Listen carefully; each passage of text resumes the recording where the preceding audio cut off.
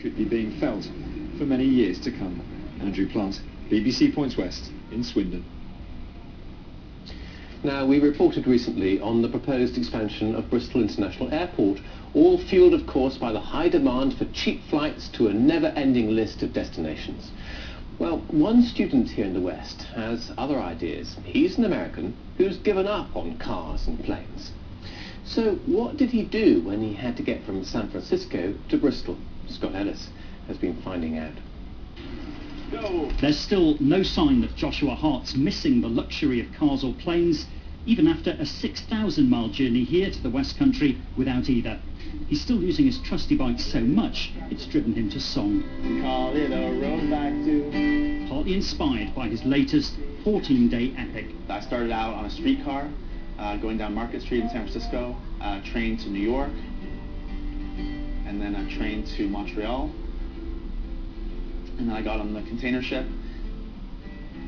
It took me 9 days to get across the Atlantic, arrived in Antwerp, and then hopped on the Eurostar with my bike, arrived in London at my grandmother's house. And from there, he headed to Bristol and a course at UWE in transport planning.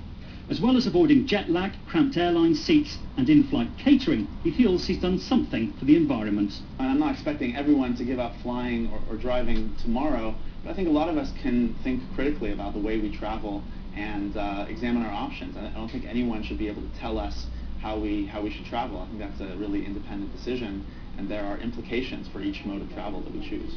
It turns out Joshua Hart isn't the only American over here talking green at the moment.